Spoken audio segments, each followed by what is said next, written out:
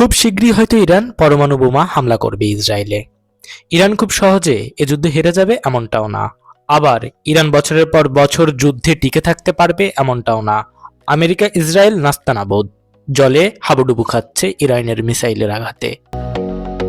ইরানের ওরা এতটা ক্ষতি করতে পারতো না যদি না ইরানের প্রতিবেশী দেশগুলো ওদের সঙ্গে হাত মেলাতো।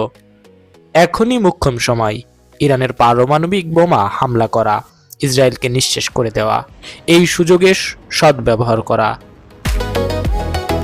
ইসরায়েল নামক যেই মিথ্যা দেশ বিরাজমান রয়েছে পৃথিবীর বুকে, সে দেশকে নিঃশেষ করে দেওয়া। ইরানের কাছে যতটুকু আছে, যে কয়টা পরমাণু অস্ত্র আছে, তার সব কয়টা ইসরায়েলের উপর ছুঁড়ে মারা উচিত।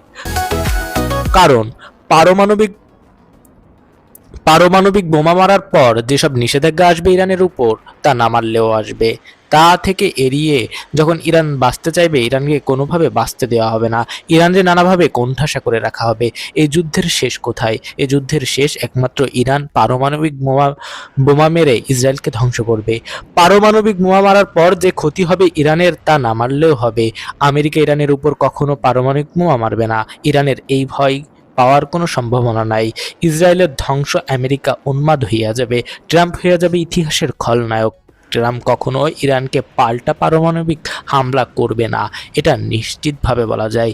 ইরানের এই যুদ্ধ জিততে হলে পারমাণবিক ফেলতেই হবে, এর কোনো বিকল্প নেই, এর কোনো বিকল্প নেই।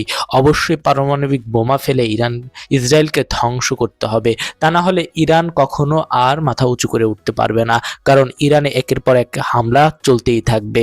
ইরান যদিও বাহ্যিকভাবে এই যুদ্ধটা হয়তো 1 মাস, 1.5 মাস, 2 মাস পর মনে হবে যে যুদ্ধটা শেষ হয়ে গেছে, কিন্তু যুদ্ধ শেষ হবে না যত সময় না পর্যন্ত আরব বিশ্বের দেশগুলো সন্তুষ্ট হচ্ছে। কারণ আরব বিশ্বের দেশগুলো এখন খুবভাবে অসন্তুষ্ট ইরানের উপরে। ইরানের উচিত এখন ইসরায়েলকে পারমাণবিক বোমা মেরে নিঃশেষ করে দেওয়া এবং অন্যান্য আরব দেশগুলোর সাথে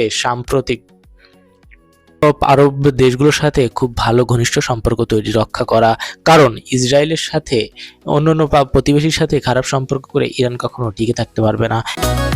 একটি স্বাবলম্বী দেশ হিসেবে মাথা উঁচু করে বাঁচতে হলে প্রতিবেশী দেশের সাহায্য অবশ্যই লাগবে। সাহায্য সহযোগিতা না লাগুক, প্রতিবেশীর সাথে শত্রুতা করে কখনো কোনো দেশ টিকে থাকতে পারেনি। টিকে থাকলেও সে দেশ ততটা ভালো উন্নত করতে পারেনি। ইউরোপের এত ভালো উন্নয়ন কেন? ইউরোপ এত সম্পদশালী কেন? ইউরোপ এত উন্নয়নের মানদণ্ডে এগিয়ে কেন? কারণ তারা তাদের প্রতিবেশী দেশের সাথে ভালো সম্পর্ক রক্ষা করে। অন্যান্য দেশের সাথে সম্পর্ক ভালো খারাপ তারা কোনো বিষয়ই মনে করে না, কিন্তু প্রতিবেশী যাদের সাথে থাকে তাদের সাথে এমনকি ভিসা ছাড়াও এক দেশ অন্য মানুষ অন্য দেশে চলাচল করতে পারে। এই সুযোগ সুবিধার মাধ্যমে, এই পারস্পরিক ভ্রাতৃত্ববোধের মাধ্যমেই তারা তাদেরকে এগিয়ে নিয়ে যাচ্ছে। ইরানেরও উচিত আরব দেশগুলোর সাথে সম্পর্ক ভালো রেখে ইসরায়েলকে নিঃশেষ করে দেওয়া, পরমাণু হামলা করা, পরমাণু বিস্ফোরণে বিস্ফোরিত হয়ে নেতানিয়াহুকে কবরে পাঠানো, নেতানিয়াহুর লাশ তৈরি করা।